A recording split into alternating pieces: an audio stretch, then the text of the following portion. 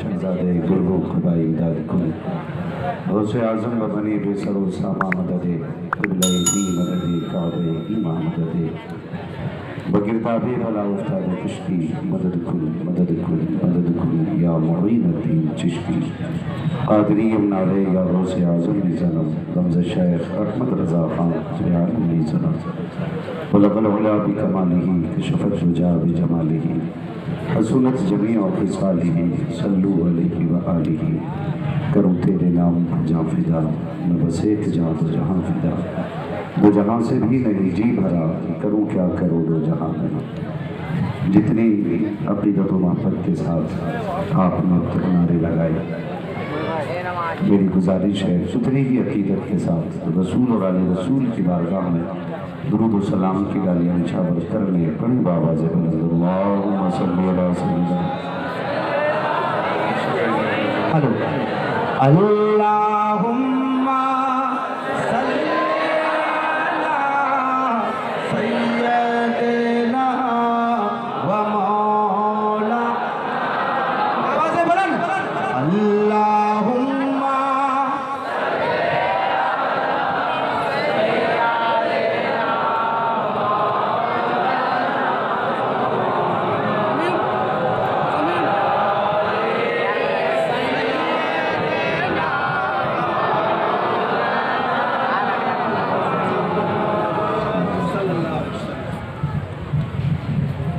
मैं मुबारकबाद पेश करता हूँ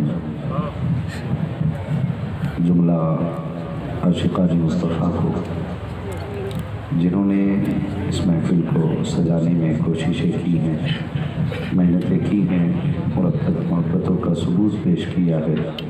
मौला करीम हर आने वाले को ताजदार बगदाद की खैरात अता फरमाए और मौला करीम सबकी तमाम जायज़ और नेक मुरादों को पूरा करना।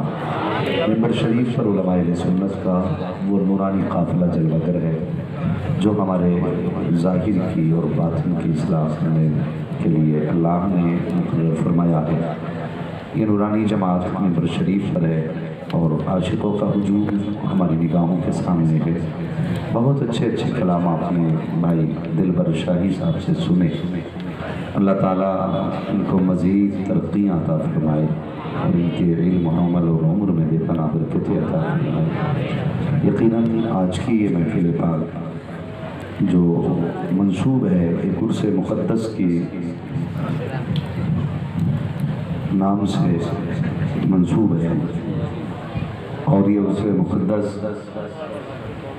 हुज़ूर सैयद मसरूर मियां रहमतुल्लाहि तआला अलैह हुज़ूर दूल्हा मियां, ये आप जो सिर्फ लफ्ज़ कटरा बोलते हैं ना, इसका पूरा नाम लिया करें। मीरानपुर कटरा है, ठीक है, और मीरानपुर शरीफ लगाएं तो ज़्यादा अच्छा लगेगा। हाँ, तो इसलिए कि उस ज़मीन पे बड़ी बड़ी हस्तियाँ आराम फरमा और खुदा का शुक्र है उसने हमें और आपको सुन्नी बनाया और सुन्नियत का दावा भी बहुत करते हैं। फजल रब का हमें और आपको उसने सुन्नी बरेलवी बनाया, सुन्नी बरेलवी बनाया है।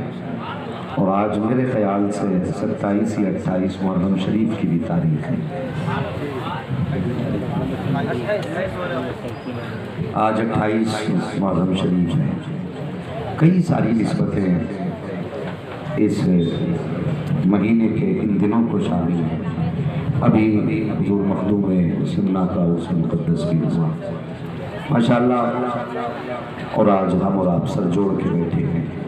ये है दामन, ये है गिरेबां, और कोई काम करे, मौसम का मुँह तकते रहना काम नहीं दीवानों का। अज़ीज़ाने मिल्लत इस्लामिया,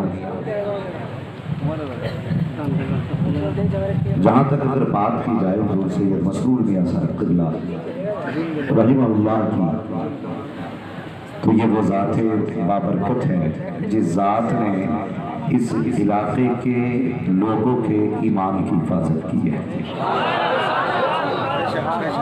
अभी आप जो ये या हुसैन के नारे लगा रहे थे, यकीनन ये लहजे आपके थे, लेकिन तेवर इसमें किसी सैयदज़ादे के थे। अगर जहां तक मैं जानता हूं,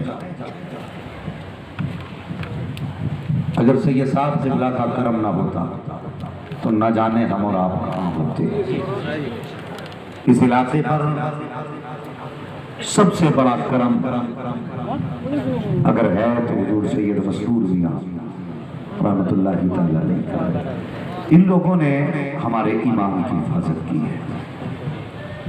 और रह गई बात मुस्तफ़ा की पूरी नस्ल की, तो आला हज़रत फरमाते हैं कैसे आकाओं का बंदा हूँ रज़ा, बोल बाले मेरी सरकार और तेरी नस्ल पाक में है बच्चा बच्चा नूर का। तू है ऐने नूर तेरा, अल्लाह सलामत रखे, तू है ऐने नूर तेरा, सब घराना नूर का। दुनिया जानती है करबला से एक सैयद वापस आया, एक सैयद वापस आया और दुनिया को सैयद व इमाम ज़ैनुल आबिदीन के नाम से।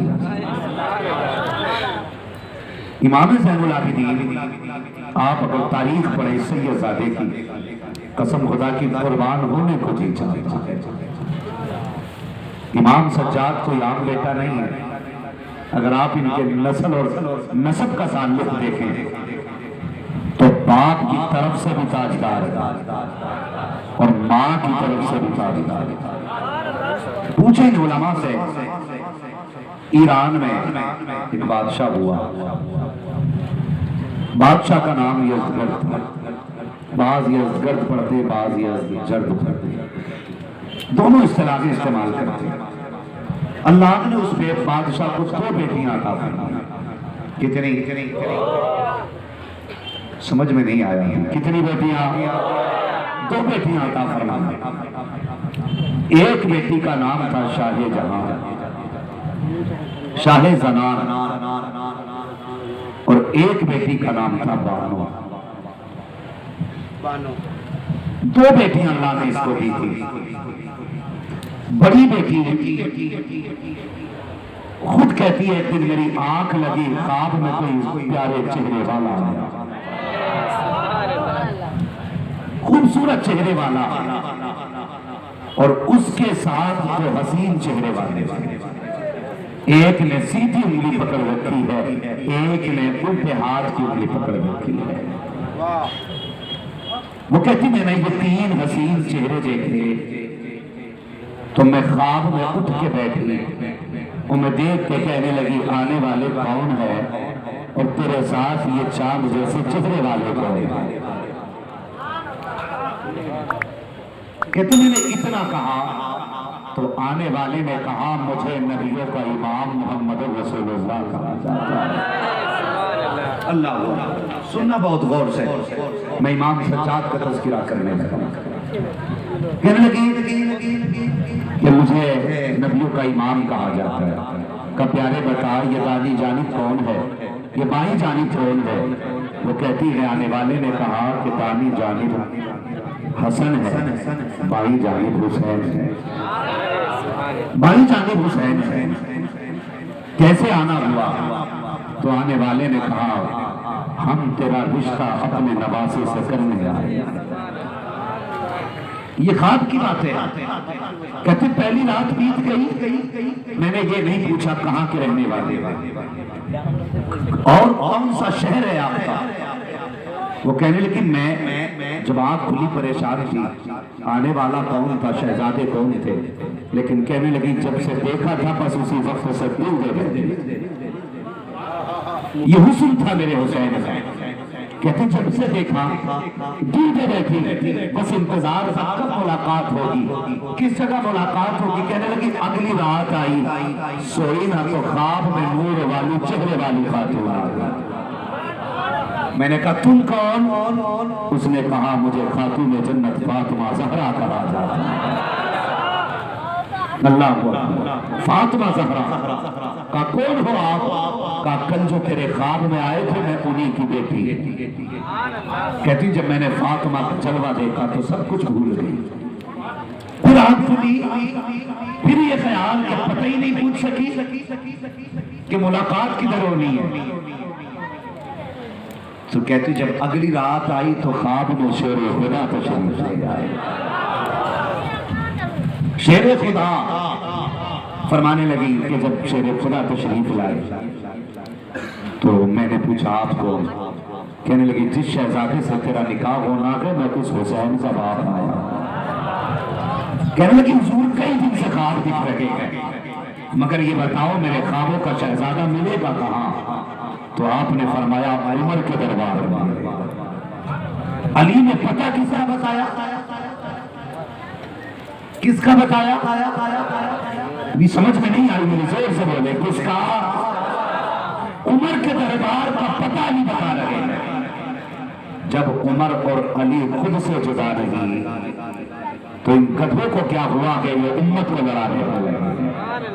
हम बरेलवी हैं खुदा की कसम, हम अली वाले भी हैं, हम उस्मान वाले भी हैं, हम उमर वाले भी हैं, हम अबू बकर वाले भी हैं, हम मुस्तफा के चारों यारों को मानते हैं और हम तस्लीम करते हैं हर एक का रुतबा अपनी जगह।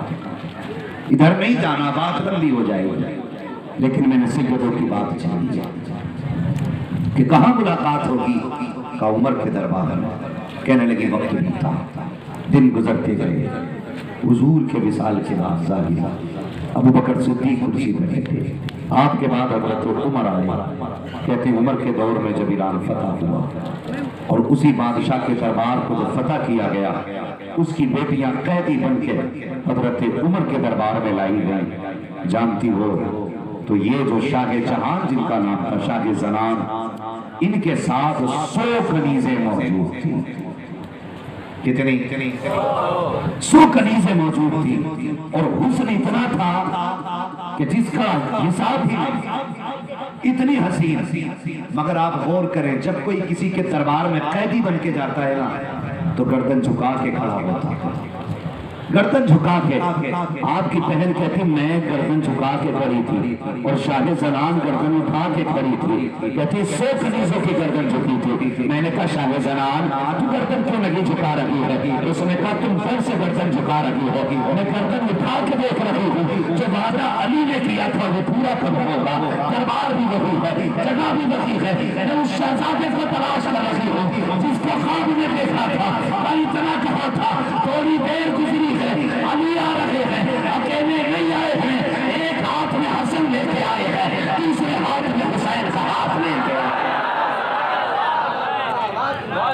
अल्लाहू अकबर आए शहजादे को लेकर दरबार उमर का। और हजरत उमर ने एहतराम में कुर्सी छोड़ दी, ये एक दूसरे से प्यार, कुर्सी छोड़ दी। अल्लाहू अकबर। कई लोगों की ख्वाहिश थी कि शाह ज़नान हमें मिले, शाह ज़नान से हमारा निकाह हो, लेकिन हजरत उमर ने कहा जब बादशाह की बेटी है ना तो फिर बेटा भी कोई शहजादा होना चाहिए। अपने बेटे के लिए इंतखाब नहीं किया, अपने बेटे के लिए नहीं। कहते अगर ये शहजादी है तो फिर जिससे निकाह हो वो भी शहजादा होना चाहिए। आपने इशारा किया हज़रत अली को, अकेले बड़े, फरमाने लगे अकेले ना आइए, हुसैन का हाथ पकड़ के लाइए। जब आप हाथ पकड़ के आगे लाए और हजरत इमाम हुसैन के निकाह में शाह ज़नान आई तो दूसरी बहन बाकी बची। आपने फरमाया अब्दुर्रहमान इब्ने अबू बकर का दूसरी बेटी उनके निकाह में दी। 100 कनीज़ें शाह ज़नान के साथ हैं। अल्लाह अकबर। जब हज़रत अली अब लेके चल रहे हैं, एक तरफ हसन चल रहे हैं, दूसरी तरफ हुसैन चल रहे हैं, पीछे शाह ज़नान है। हज़रत अली ने मुड़ के देखा, पूछा बेटी नाम क्या है? कहा मेरा नाम शाह ज़नान है। फरमाया चुप हो जा, शाह ज़नान नहीं, शाह ज़नान से मुस्तफा की बेटी हो सकती है और किसी की बेटी नहीं हो सकती। कहा फिर आज से तुम्हारा नाम अली ने शाह ज़नान की वजह से शहरबानो रख डाला, शहर की शहजादी। कहने लगी जनाब अभी तक तो मैं बादशाह की बेटी थी, शाह ज़नान थी, आपने शहरबानो रख दिया। फरमाने लगे आम शहर की बेटी नहीं, शहजादी नहीं होती, आम शहर की शहजादी नहीं। फरमाते जिसे शहर का अली दरवाजा है तुम उस शहर की शहजादी। ये है शहरबानो, इनका बाप भी बादशाह, इनका दादा भी बादशाह, इनका परदादा भी बादशाह। और इमाम ज़ैनुल आबिदीन को देखो, बाप भी बेमिसाल, दादा भी बेमिसाल, नाना भी बेमिसाल, नानी भी बेमिसाल। खुदा की कसम कोई मिसाल नहीं मिलती है। हजरत अली ने हाथ पकड़ा शहरबानों का, हजरत अली ने कहा चलो बेटी। जब घर की तरफ चलने लगे हैं, वो दरवाजा आया जिस दरवाजे पर जिब्रील भी इजाजत लेके आया करते थे, वो चौखट आ जाती है जहाँ पर फरिश्ते बड़े अदब से आके खड़े होते हैं। वो चौखट किसी और की चौखट न थी, हजरत सैयदा फातिमा ज़हरा की चौखट थी। जैसी वो चौखट आई है, हजरत अली ने कहा शहरबानों, जी बाबा देखती हुई चौखट किसकी है?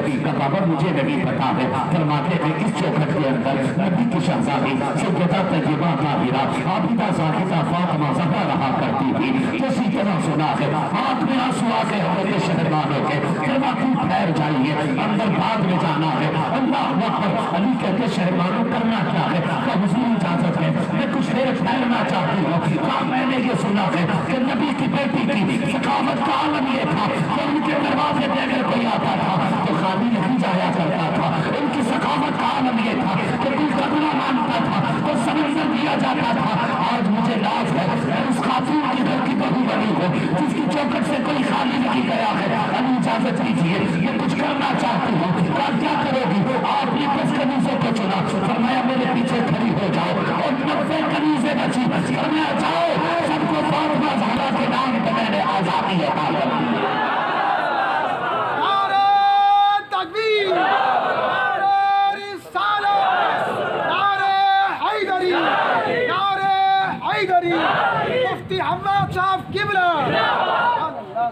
अल्लाह अकबर। देखें ये 7 से प्यार शहरबानों को, और ऐसे घर से आई है जहां 100 कनीज़ें खिदमत में रहती है।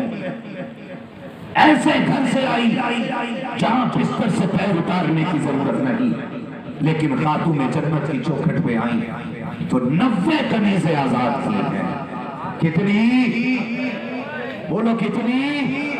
आज सास बहू के नाम पे 10 रुपए देने तैयार है। सास समझते हैं ना, बहू भी समझ रहे होंगे। सास बहू के नाम पे 10 रुपए देने तैयार है और बहू सास को पानी पिलाने तैयार है। ये रिश्ते हैं। लोग कहते हैं तावीज दे दो। क्यों? कि बहू जो है ना हमारी बीवी को सास क्या, सास नहीं दुश्मन मानती है। गलती हमने भी कहीं ना कहीं की है। सुनना मेरी बात, गलती हमने भी कहीं ना कहीं की है। अगर हम दूसरे की बेटी को बेटी का प्यार देते तो वो हमारी माँ को माँ का प्यार देती। ये बात कंफर्म है। जैसी वो घर में आई, सास ने चाबी अपने पास रखी, कहीं तिजोरी के रास्ते बहू न देख ले, जेवर कहाँ रखा है बहू को पता न चल जाए, पैसा कहाँ रहता है बहू को पता न चल जाए। जब हमने ये रवैये बहू के साथ किए हैं तो फिर वो तुझे बहू क्यों मानेगी? तुझे बताऊं कैसे बहुओं को बेटियों का प्यार दिया जाता है। चलो मदीने की गली में चलते हैं। हजरत उमर फारूक आजम का जो खिलाफत है, आप रात को चेक करने के लिए निकले। कोई गरीब फाकिर से तो नहीं है, कोई भूखा तो नहीं सो रहा है, कोई रात में परेशान तो नहीं है। जब आप एक गली से गुजरे हैं, एक खातून के घर से आवाज आती है, वो अपनी बेटी से कहती है बेटी दूध में पानी मिला ले। बच्ची ने कहा नहीं मां मुझे डर है। कहा किस बात का डर? तुझे पता नहीं है ये दौर उमर की खिलाफत का दौर है, मैं दूध में पानी नहीं मिला सकती। तो माँ ने कहा था बेटी उमर देख थोड़ी रहे हैं। तो बच्ची ने कहा था माँ उमर तो नहीं देख रहे हैं, लेकिन उमर का खुदा तो देख रहा है, इसलिए पानी नहीं मिलाया जा सकता। आज बिजनेस में मुझसे गुजारिश है, जब दुकान पर तोला जाता है तो 100 ग्राम कम तोल रखे हैं, नापने की बारी आ रही है तो 100 मिलीग्राम नापे जा रहे हैं। जब तोलने की बात आती है तो कम से कम तोला जाता है। बंदा कहता कम तोलने से अमीर बनूंगा, कम नापने से पैसा मिल जाएगा। खुदा की कसम ये तेरी सोच है, कम तोलने से कभी बरकतें नहीं आती है। हुजूर तो कहते हैं जिंदा जाओ, जब तुम तोला करो चुकता तोला करो, ज्यादा देने से घटा नहीं करता, उनकी ज्यादा देने से खुदा की तरफ से बढ़ जाया करता।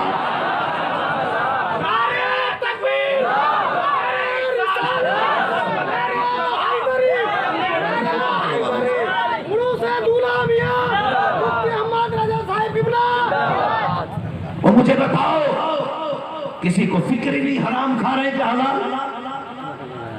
जाओ मार्केट चले जाओ, इतनी बड़ी बड़ी लाइटें लगा के रखी हैं, और सिर्फ इसलिए ताकि कपड़ा अगर कम कलर का हो तो अच्छा चमके। ये हालात हमारे, अंधा करके कपड़ा लोगों को बेच रहे हैं और कह देते हैं एक रेट की दुकान है, खरीदा हुआ माल वापस। लिखा होता ना दुकान पे, खरीदा हुआ माल वापस। इसलिए नहीं होगा क्योंकि घर जाके ऐप पता चल जाएगा। समझ रहे हैं भाई? हम अंधा बना के फिर हमने लोगों के गले काटे। कम कोई नहीं है जनाब। अगर खरीदार के हाथ में इतनी छुरी है ना, तो बेचने वाले के हाथ में इतनी लंबी छुरी है। सब अपने दाव पे लगे पड़े। खरीदार भी मार्केट में जाता है, अल्लाह अकबर। तो ये सुन्नत है कि कम से कम 3 दुकानों पर रेट मालूम किया जाए, सौदा करके खरीदना सुन्नत है।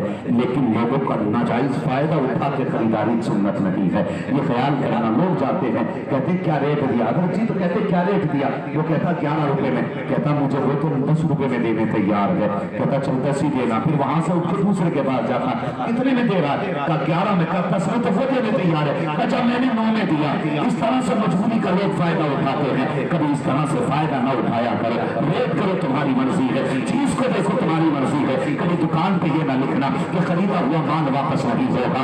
एक रेट की दुकान मत चलाना, बल्कि सौदा करके खरीदना सुन्नत है। सौदा करके सामान खरीदा करो और उसके बाद लोगों के गले काटने के बाद हमने आलिशान बिल्डिंग बनाई, उस पर लिख देते हैं हाजा मिन फजल रखी, ये मेरे रब के फजल से बनी हुई है, ये रब के फजल से नहीं बनी है, ये तूने गले काट काट के बनाई है। यहाँ पर जो चाहे पेंट कर ले, जो चाहे कलर कर ले, ये तेरी बिल्डिंग है, कोई रोकने वाला नहीं है। जितनी चाहे निबाश कर ले, कसम खुदा की मर के कब्र में आएगा। जवानीर का भी एक बिस्तर है, गरीब का भी एक बिस्तर है। किसी की बिल्डिंग भी न कर, करनी है तो कब्र की कर, किसी का भी बोल के ना। अगर कब्र में आना है तो टूटा हुआ दिल जोड़ के आ जा, दिल जोड़ के कब्र में आ। अगर दिल तोड़ के कब्र में आएगा, खुदा की कसम अल्लाह तुझे करवट लेने की जगह नहीं देगा, करवट लेने की जगह नहीं देगा।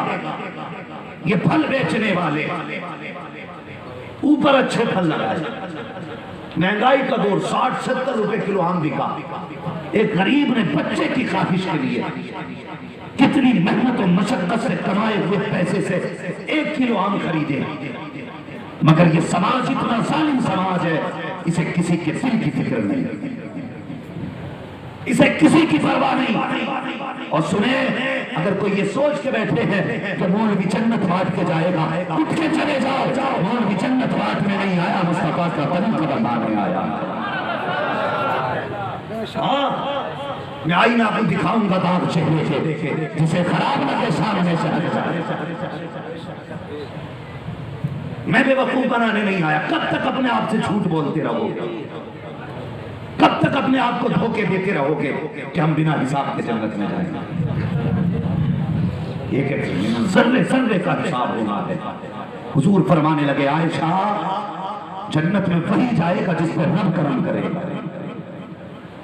आयशा सिद्दीक़ा कहने लगी, या रसूल अल्लाह, अगर किसी से हिसाब लिया, फरमाने लगे अगर वो हिसाब लेने पे आ गया तो फिर खैरियत नहीं।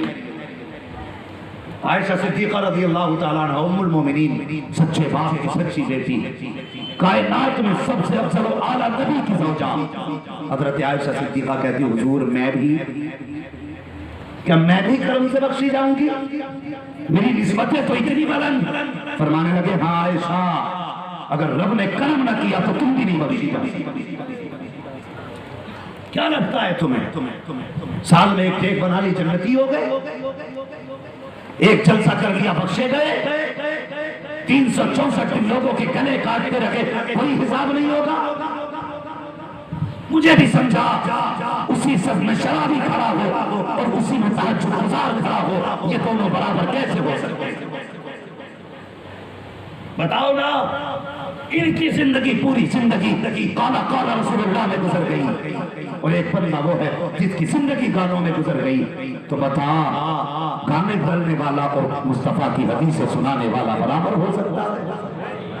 बोलो, बराबर हो सकता है? नहीं हो सकता। यहां भी इनका मकाम और है, वहां भी इनका मकाम और है। कब तक अपने आप से झूठ बोलोगे? एक गरीब सेब खरीदता है, फल खरीदता है बच्चों के लिए, और वो हिसाब से खरीदता है। हिसाब से इतना कसरत से नहीं खरीद पाता कि बच भी जाए, फेंके भी जाए, खाए भी जाए। वो हिसाब लगाता मेरे घर में बच्चे कितने, 4 बच्चे हैं, तो वो 4 गिनती के आम खरीदता है, 4 गिनती के सेब खरीदता। और यार कितने गरीब तो ऐसे हैं जिन्हें अभी तक सेब का जायका तक नहीं मालूम। कितने गरीब ऐसे हैं।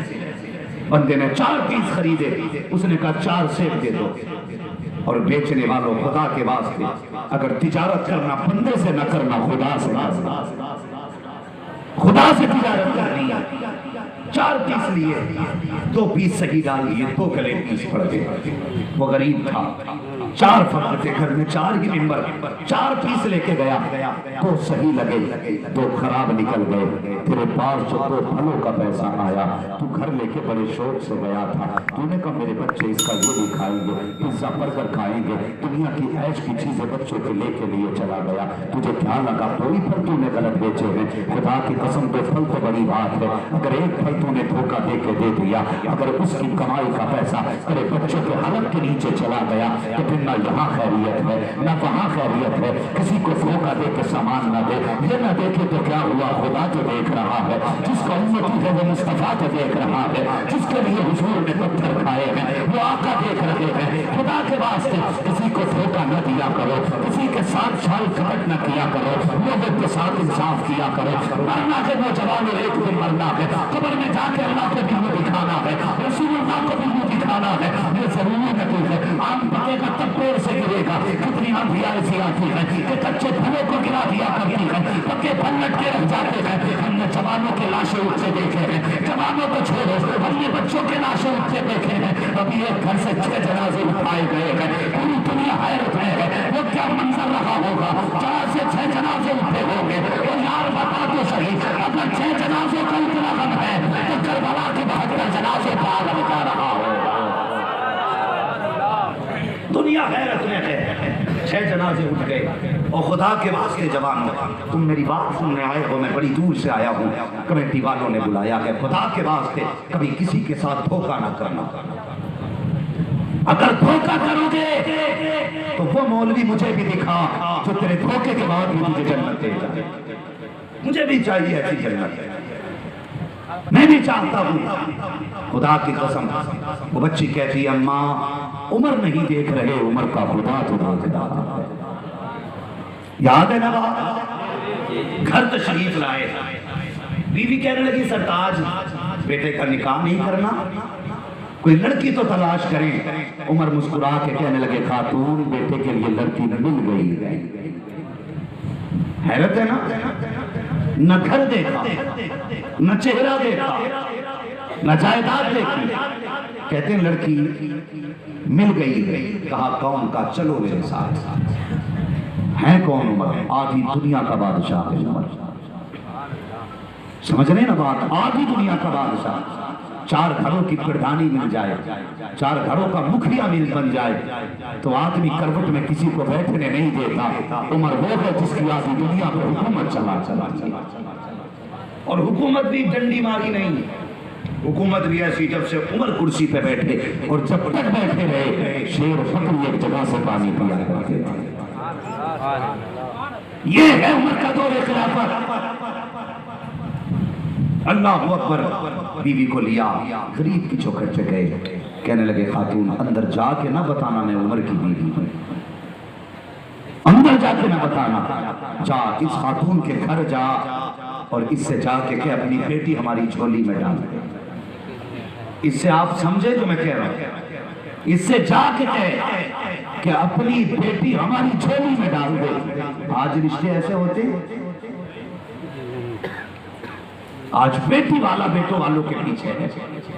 करा दो ना रिश्ता साहब, बेटी का रिश्ता करा दो ना साहब। ये जो बीच वाला होता पूरे मजे लेता, कहता नहीं अभी टाइम नहीं, कल मिलना, कल के बाद परसों मिलना। तो यार बेटियां कसम खुदा की ये नसीबों से मिला करती हैं, किसी की बेटी के साथ खिलवाड़ ना किया करो। बेटी वालों से कहा जाता 8 दिन बाद मिलना, बाप फिर गया 8 दिन के बाद, क्या हुआ रिश्ते की बात की कि नहीं की, कहा नहीं अभी वक्त नहीं था, फिर 8 दिन बाद आना। महीने महीने गुजर जाते हैं, बेटी वाला चप्पलें तोड़ता रहता है, कोई आज बेटी को तसल्ली देने वाला तक नहीं मिलता। जब ये बीच वाला बात करता है तो लड़के वाले डायरेक्ट ये कहते हैं लड़की ना बता, ये बता मिलेगा क्या, कितना पैसा मिलना है, कितना कैश मिलेगा, कितनी दौलत मिलेगी। वो हया कर, जो लोग दौलत के लिए लड़कियां लेके आते हैं उनकी नस्लें तबाह हो जाया करती है। जो मुस्तफा की शरीयत के लिए बेटी लेके आते हैं उनकी नस्लें आबाद होती है। जब माई शरीयत वाली होती है तो या तो बेटा दूल्हा मियाँ पैदा होता है, या मशहूर मियाँ पैदा होता है, या मशहूर मियाँ पैदा होता है। अगर माए पालसा होती है तो बेटा पैदा है।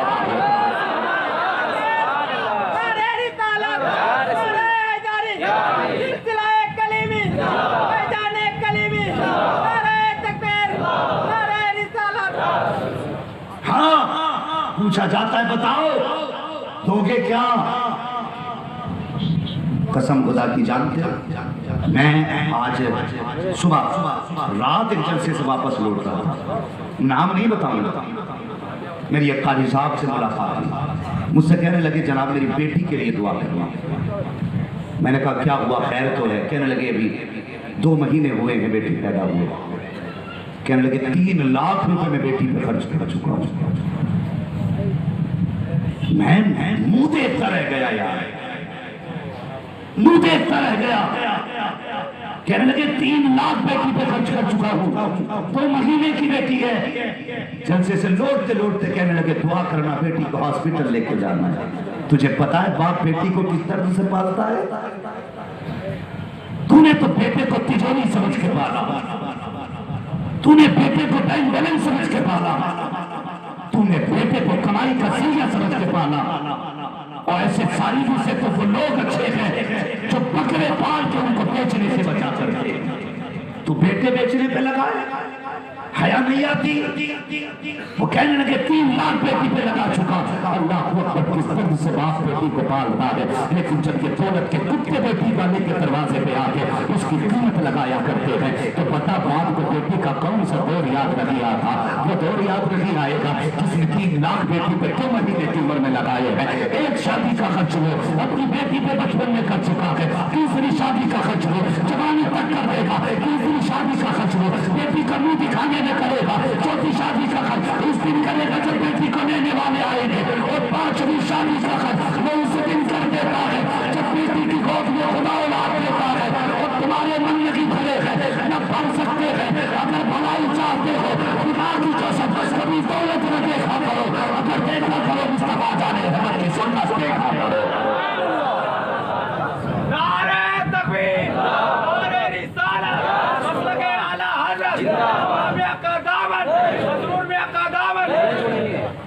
हया नहीं चाहिए हमें। मुहर्रम शरीफ का महीना चल रहा है, 10-10 दिन लोगों ने लंगर किया, मुबारक हो। मैं सलाम करता हूँ लंगर करने वालों को, और मैं ही नहीं यकीनन जन्नतुल बकी से भी सलाम आती होगी, नजफ अशरफ से भी सलाम आता होगा, करबला से भी सलाम आता होगा कि लोगों ने हमारा पानी बंद किया था, हमारे लोग पानी पिला के हमारा तरीका दिखा रहे हैं। मगर 110 दिन लंगर हुआ, एक बेटी का फोन आया और मेरे भाई ने 10 दिन लंगर किया, बहन को किसी ईद पे तक नहीं पूछा। तेरे दरवाजे पे जमाना खा के जाता रहे और सगे भाई बहन तेरे दरवाजे पे ना आए, हुसैन तेरे मुंह पे लंगर मार के कहेंगे जा ये लंगर भी अपने पास रख। क्या तेरी बहन मेरी बहन की तरह थी? मेरी भी तो बहन ज़ैनब थी।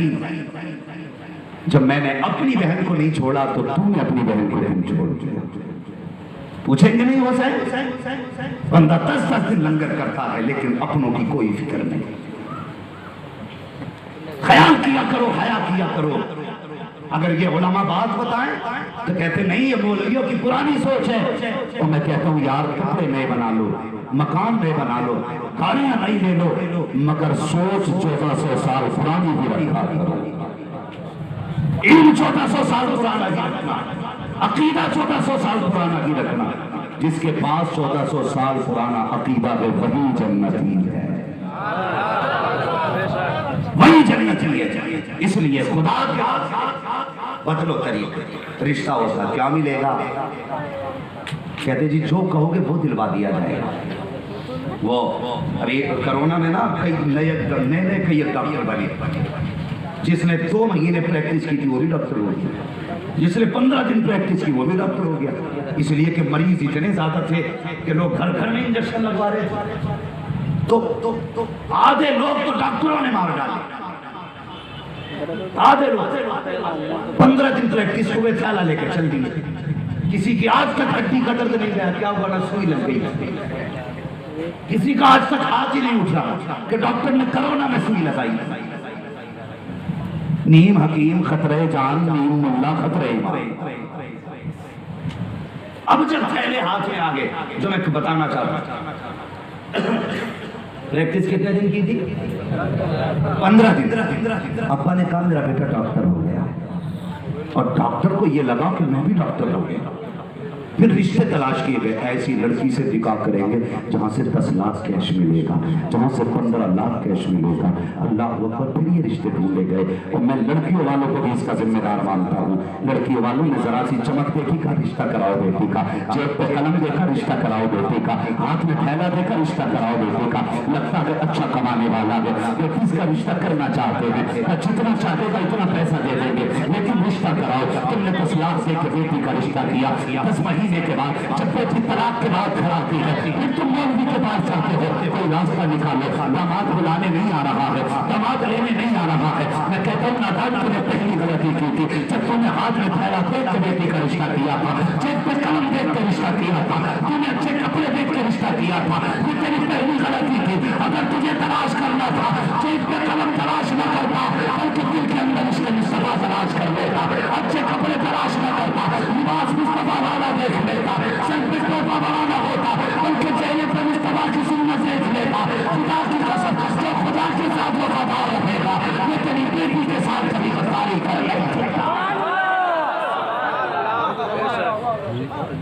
ऐसा दामाद लाओ जो खुदा से जो खुदा से नहीं डरेगा, वो ससुर से खाक डरेगा। छोटी बेटी, खुदा के वास्ते कभी किसी की बेटी को तलाक न देना। तुम नहीं जानते जब किसी की बेटी तलाक के बाद घर आती है तो बाप के जिगर पे क्या गुजरती है। 10 जनाजे उठाना आसान है, एक तलाकशुदा बीवी को घर के अंदर देखना आसान है। जरा सी बात हो गई, दे तलाक ले तलाक, दे तलाक ले तलाक। मैंने कुछ साल दारुल इफ्ता में गुजारे, मैंने देखा 80% सवाल तलाक के ताल्लुक से आते हैं। बरेली शरीफ 80%, और उसमें 15% इमाम के ताल्लुक से। बचे 5 तो वो सभा से कह रहा उस इमाम के पीछे नमाज हो जाएगी। उसका अंगूठा हिल गया, उसकी उंगली हिल गई, उसका कान हिल गया, उसका नाक हिल गई। इमाम साहब ने मेरे घर फाता नहीं पड़ी, मेरी नमाज उनके पीछे हो जाएगी। शर्म करो,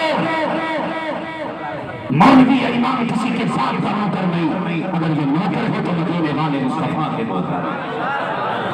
ये ज़हन में बात याद रखना, इनकी जिम्मेदारी हुजूर की बातें उम्मत तक पहुंचानी है।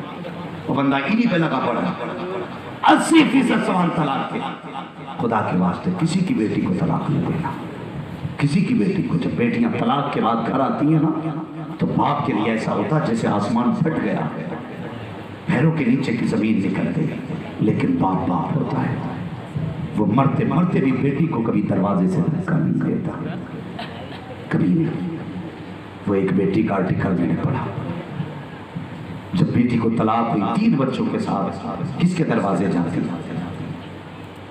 अपने बाप के दरवाजे आके, बाप के दरवाजे। बाप ने बेटी का इस्तेमाल किया। गरीब लोग थे, लेकिन बाप ने कहा बेटी मैं मजदूरी छोड़ चुका था, लेकिन अब तू आ गई है तो मैं फिर तेरे लिए मजदूरी करूंगा। ये बाप होता है, फिर तेरे लिए मजदूरी करूंगा। मजदूरी करने लगा, बच्चों को पालने लगा, बेटी को और बेटी की बच्चों को पालने लगा। अल्लाह अकबर।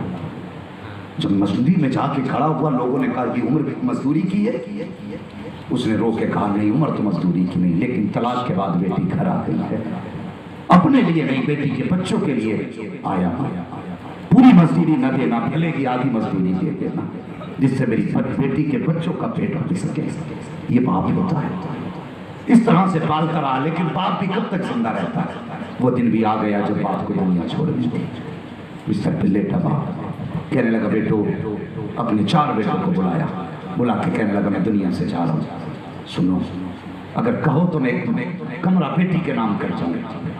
बेटे कहने लगे भाई इसकी जरूरत क्या है, 4 भाई मौजूद हैं, आपके बाद हम बहन को आपकी कमी महसूस नहीं होने देंगे। जानते हो बाप के जनाजे पर ये बातें बेटों ने की, लेकिन बाप का जनाजा उठते ही फिर क्या था, 2-4 दिन बेटी को इज्जत से रखा। फिर उसके बाद भाई कहने लगे बहन कहीं और किराए पे चली जा, तेरी वजह से घर में सुकून नहीं रहता। उसने कहा मैं कहाँ जाऊं, ये मेरे बाप का हक घर है, इसमें मेरा हक है, मैं रहूंगी। तो जब उसने इनकार किया तो 4 भाइयों ने धक्का दे के घर से निकाल के दरवाजा बंद कर दिया। कोई समझ सकता है उस बेटी के दर्द को? कोई महसूस कर सकता है उस तलाकशुदा बेटी के दर्द को, जिसको सगे भाइयों ने दरवाजे के बाहर निकाल दिया? जाती कहां जाती? तो यार बच्चों की उंगली पकड़ के बाप की कब्र पे जाके बैठ गए। उसने कहा बाबा जिन बेटों ने वादे किए थे कि बेटी को तेरी कमी महसूस नहीं होने देंगे, आज उन्हीं ने घर से निकाल दिया है। और जब बेटियों की जिंदगी में इस तरह के दिन आते हैं तो खुदा की कसम फिर अल्लाह का अर्श हिलने, और जब अल्लाह का अर्श हिलता है तो न पीर का तावीज़ काम आता है, न पीर की दुआएं काम आती है। जब अल्लाह का अर्श हिलने पे आता है तो फिर बचाने वाला नसीब नहीं होता है। अगर तुम्हारी वजह से किसी की बेटी की आंख में आंसू आ गए, कसम खुदा की खा के कहता हूँ न गरीब नवाज बचा पाएंगे, न गौसुल आज़म बचा पाएंगे। अगर तुम्हारी वजह से किसी की बेटी का दिल टूट गया तो उस दिन से डरना जिस दिन मर के कब्र में आओगे, तेरी वजह से आज गरीब रोया है, कल कब्र में गिरा के अल्लाह इतना रुलाएगा, इतना रुलाएगा कि रोते रोते आंसू कब पर जाएंगे, कल बांटने वाला नहीं आएगा। इसलिए मेरी गुजारिश है तेरी वजह से किसी की बेटी न रोने पाए, किसी की बेटी को दर्द न देना। कुछ दिन पहले एक बेटी को देखा 3 महीने की बच्ची लेके, कहते हदीस सुनाओ हदीस, कुरान सुनाओ कुरान। ये तबाहियां जो फैल रही हैं इन्हें कौन सुनेगा? ऐसी हदीस सुना तो पूरा बचवा जन्नत में चला जाए। जन्नत मौलवी के नाम की नहीं, जुबात पे चला जाए। जन्नत हसनैन के नाना की है, जन्नत उसे मिलेगी जिसे मुस्तफा अता करे। कम से कम मुंह ऐसा बना लो जो हुजूर को दिखा सके। तकलीफ होती मेरी तकरीर तबे यार को बेचैन करती है। सबब क्या है वही कहता हूं जो दिल पर गुजरती है। जलसों का शुमार नहीं, रोज के सैकड़ों खून तारीखों के लिए आते, रोज के अगर मेरे पास 100 खून आ रहे हैं, इतने उलमा हैं, फिर कितने जलसे होंगे रोज के? जलसों की कोई कमी बोलो? नहीं, उलमा की कमी, तकरीरें हो रही है बराबर, लेकिन हमारी कौम है कि जहां है वहीं आगे बढ़ना क्यों नहीं चाहते?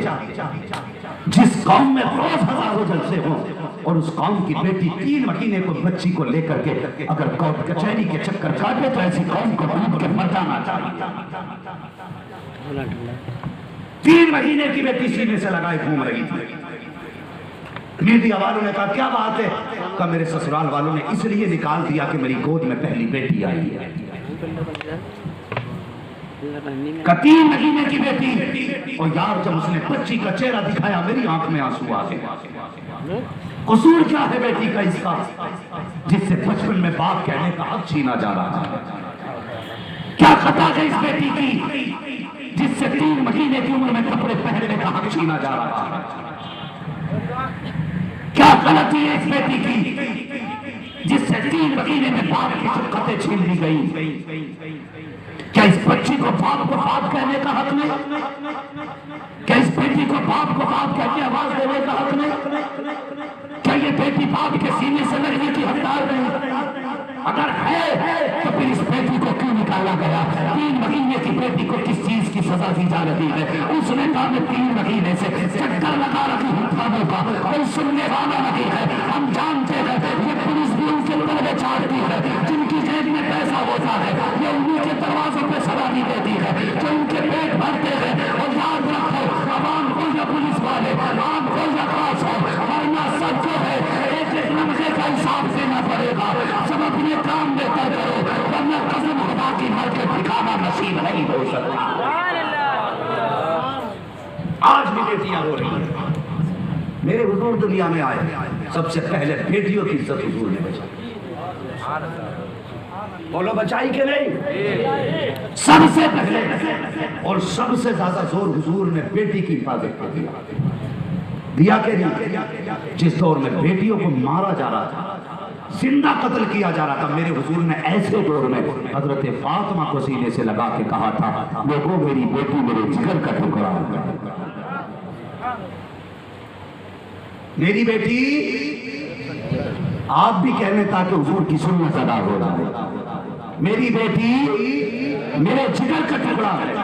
उस दौर में हुजूर ने बेटी को जिगर से लगा के कहा, ये मेरे जिगर का टुकड़ा है। वो लोगों, जिस जुल्म को हुजूर ने 1400 साल पहले रोका था, वो आज नहीं होगा। फिर कैसे कह सकते हो उन्होंने तरक्की की? कौन सी तरक्की की? बेटियां बोझ हो गई? खुदा की कसम, बेटियां बोझ नहीं होती, बेटियां खुदा की रहमत हुआ करती। मुझे नहीं पता किसके पीर ने क्या वजीफा दिया, मैंने कभी नहीं कहा अपने पीर ताजुल शरिया से कि बरकत का वजीफा दो, कभी नहीं मांगा, इसलिए कि बरकत का वजीफा मुस्तफा ने अदा कर दिया। फरमाया जिस घर में बेटियां होती हैं उस घर में खुदा की रहमतें उतर करती हैं। और फरमाया गया, उलमा ये फरमाते, हमारे बुजुर्गान ने दी, ऐसे इल्म फज़ल वाले लोग बताते हैं, घर में अगर बेरोजगारी आ जाए, फाके होने लगे, फरमाया अल्लाह ने बेटी या बहन दी है, कहते हैं कि मुसल्ले के आगे बेटी या बहन को बैठा, उसके बाद हाथ उठा के कहे, या अल्लाह इस बेटी के सदक़े में बरकत अता फरमा। उलमा फरमाते हाथ नीचे बाद में आते हैं, खुदा की रहमत पहले उतार दी जाती है। ये जात है बेटी की। अल्लाह अकबर, बेटी बेटी होती है। खुदा की कसम, बेटियों का कोई जवाब नहीं मिल सकता, कोई जवाब बेटियों का नहीं मिल सकता। कभी कभी बेटियां वो कर जाती जो बेटे नहीं कर पाते, जो बेटे नहीं कर पाते। और रिश्ते ही अजीब होता है। अभी तक वो दिमाग से मेरे 3 लाख वाली बात नहीं निकली। उसने कहा मैंने बेटी पे 3 लाख खर्च कर दिए। लोग बेटों को इसलिए पालते हैं कि इसके बदले में पैसा मिलेगा, दौलत मिलेगी, शोहरत मिलेगी। ना, खुदा के बदले कभी ये ना कर, कभी ये ना कर। अगर दौलत मांगनी है तो खुदा से मांगो, पैसा मांगना है तो खुदा से मांगो। इनसे क्या मांगना जो खुद भिखारी है? अगर मांगना है तो उससे मांगो जो देने पे आए तो दरिया बहा देता है। मेरे करीम से अगर कतरा किसी ने मांगा, दरिया बहा दिए हैं, डूबे बहा दिए हैं, जमा गई हुजूर से रहमत पे उनकी आंखें चलते बुझा दिए हैं, रोते हंसा दिए। मांगना है तो फिर उस करीम से मांगो जिसका अपना देने का आलम यह है कौन देता है। सुभान अल्लाह, मजा आ गया। कौन देता है देने को? देने वाला है सच्चा, हमारा उससे मांगो ना। इनसे क्या मांग रहे हो जो खुद ज़कातों में तला है? इसके बाप ने बेड नहीं खरीदा 25 साल से। क्यों? कि लड़की लेके आई। वॉशिंग मशीन नहीं खरीदी, बहू लेके आई। कुर्सी नहीं खरीदी, बहू लेके आएगा। डिनर सेट नहीं खरीदा, बहू लेके आएगी। नया बिस्तर भी खरीदा, बहू लेके आएगी। ये इतना बड़ा फकीर भिखारी मोहताज है जो अपनी कमाई से एक पियाली में खरीद सका, तो ये कहता है कि निकल मेरे घर से, हया कर, तेरे बिस्तर पे नहीं तू उसके बिस्तर पे सो रहा है। सोचा कभी? जिससे कहते हो निकल मेरे घर से, तू उसके बिस्तर पे है, वो तेरे बिस्तर पे नहीं। उसके बाप ने 12 लाख का बेड दिया है जिस पे वो सो रही है। उसके बाप ने 6 लाख के सोफे दिए हैं जिन पे बैठी है। और जिस दिन से आई है तेरे बाप की एक प्लेट में उसने नहीं खाया जितने बर्तनों में खा रखी है, अपने बाप के लिए बर्तनों में खाती है। और जहेज लेके ही निकल गया। औकात ये कि घर में जगह नहीं रखी। कई लोगों ने 4 व्हीलर गाड़ियां मांगी, मांग के 15 दिन बाद बेचनी पड़ गई। का क्यों बेची? एवरेज सही नहीं था, एवरेज नहीं, तेरी औकात नहीं थी मांगने की। हाँ, मैं खुल के कहता हूँ, हुजूर की उम्मत को तड़पाने वालों, अगर किसी की वजह से, अमीर की वजह से किसी गरीब बाप की बेटी का एक बाल भी सफेद हो गया, उस सफेद बाल का हिसाब देना मुश्किल पड़ जाएगा। अगर तुम्हारे मांग और डिमांड की वजह से कोई गरीब बेटी बाप की दहलीज पे फांसी लगा के मर गई तो कयामत में बचना मुश्किल हो जाएगा। अगर तुम्हारी वजह से किसी बाप ने ट्रेन के आगे कूद के अपने आप के बच्चों को तबाह कर दिया तो कयामत में बचना मुश्किल पड़ जाएगा। कुरान तो कहता है अगर जन्नत में जाना चाहते हो तो सुनो, गरीब बाप की बेटियों को अपने घर की जीनत बना लो। जब गरीब की बेटी अपनी सुकून से मुस्कुराएगी, इधर बेटी मुस्कुराएगी, इधर खुदा की रहमतें मुस्कुराना शुरू हो जाएगी।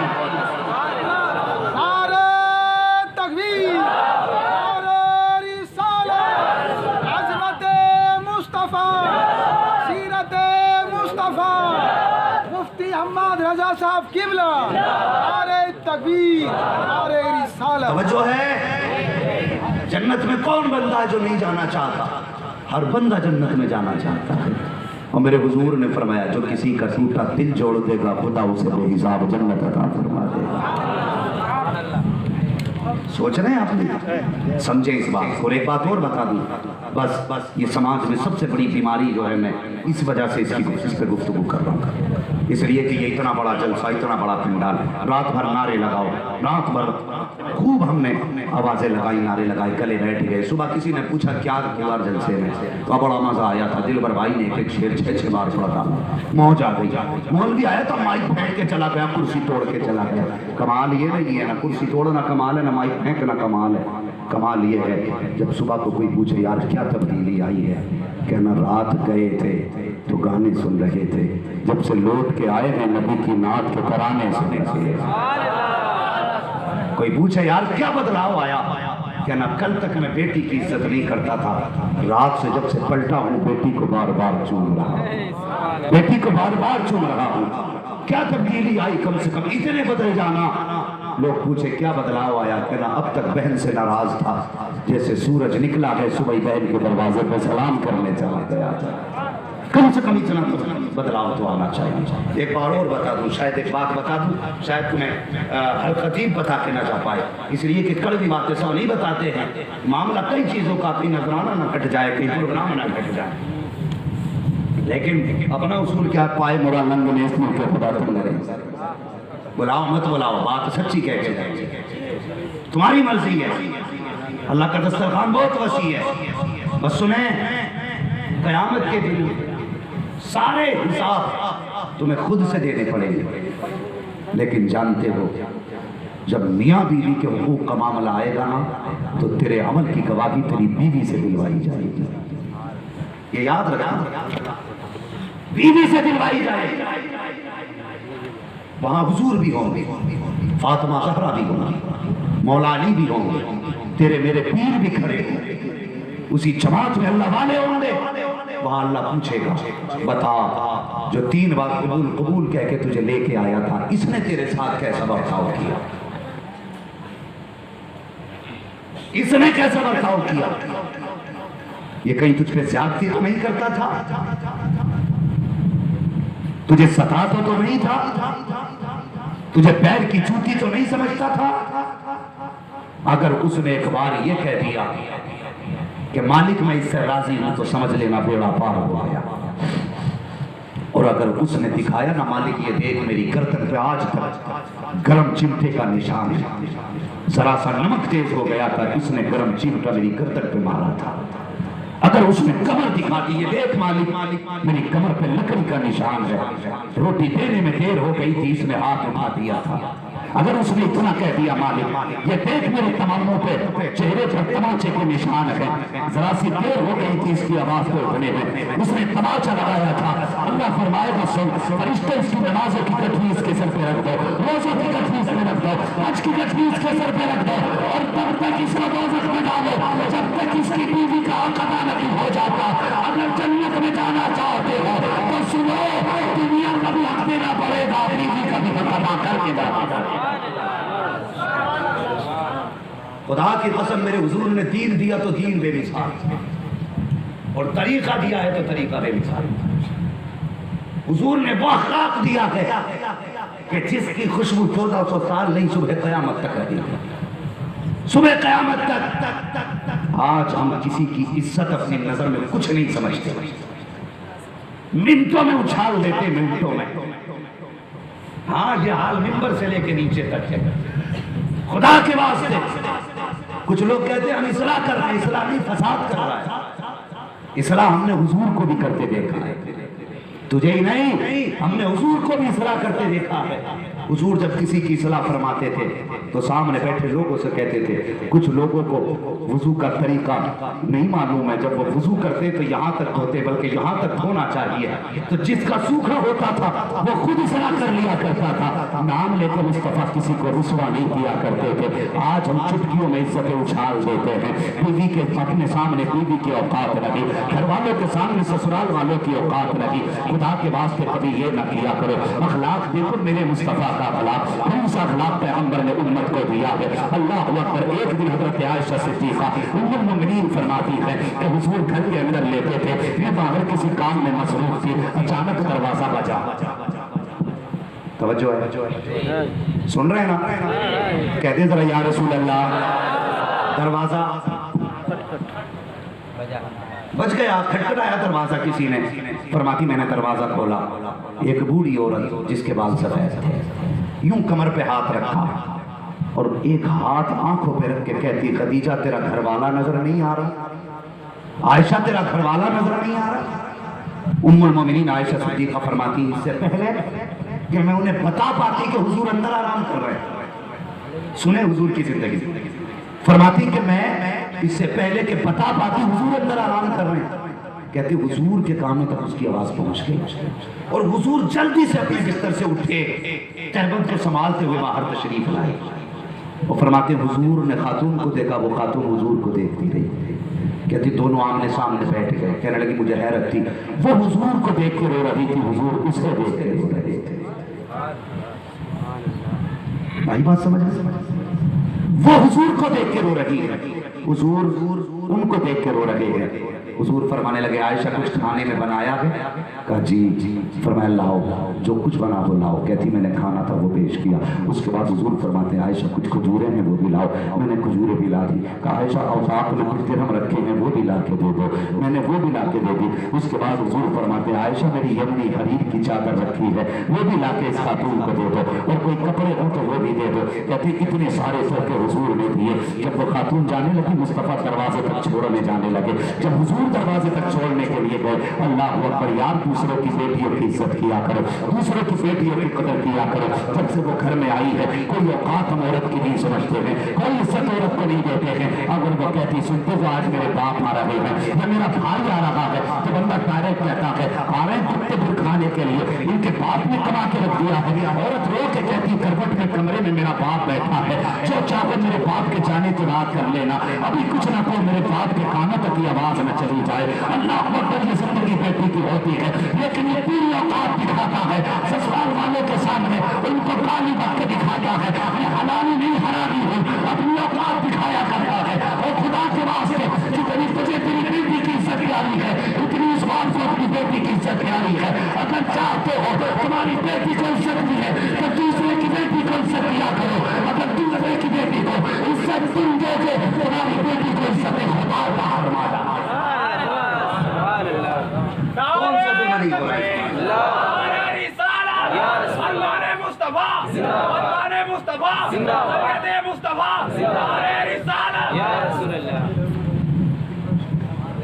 तवज्जो है ना आपकी? थके तो नहीं है अभी? बातें कड़वी हो रही है, यकीनन किसी को बुरी लग रही होगी, मगर याद रखना तवा जितनी ज्यादा कड़वी होती है फायदा उतना ज्यादा होता है। बस ये है उस दवा को निकलने वाला होना चाहिए। जो उगल देगा फिर फायदा नहीं। कभी दवा छूने से फायदा करती है? नहीं। खाने से करेगी ना, तो फिर हजम करें। बुरा तो नहीं लग रहा है? अगर लग भी रहा है तो क्या कर लोगे? सुबह मेरी ट्रेन है, मगर कसम खुदा की यहाँ नाराज भी हो सकते हो। अल्लाह करे ये जलसा तेरी मेरी बख्शिश की जमानत बन जाए। आज के जलसे के बाद किसी की बेटी को किसी के घर में इज्जत मिल गई ना, कसम खुदा की कब्र पे अजान बाद में होगी, तख्ते बाद में लगेंगे, मदीने वाला उसकी कब्र में पहले तशरीफ ले आए। हाँ, कम से कम हुजूर की किसी सुन्नत को जिंदा कर जाओ। हुजूर ने बेटियों को इज्जत दी, ये सुन्नत दफन की जा रही है। खुदा के वास्ते इस सुन्नत को फिर से जिंदा करें। जैसे हुजूर ने कहा था मेरी बेटी मेरे जिगर का टुकड़ा है, वजीफा बना ले। हर दिन हर मुसलमान बेटी को सीने से लगा के कहेगा मेरी बेटी मेरे जिगर का टुकड़ा है। समझ रहे मेरी बात? अरे बात समझ में आ रही है? तो ससुराल वाले आ जाए तो कपड़ों से बाहर हो जाता। इनके लिए हराम कर रखा है कमा के मैंने, ये क्यों आगे बार बार आते रहते हैं? इनके बाप की जायदाद है। हुजूर को देख, हुजूर आयशा सिद्दीक़ा फरमाती है हुजूर ने बहुत कुछ दिया।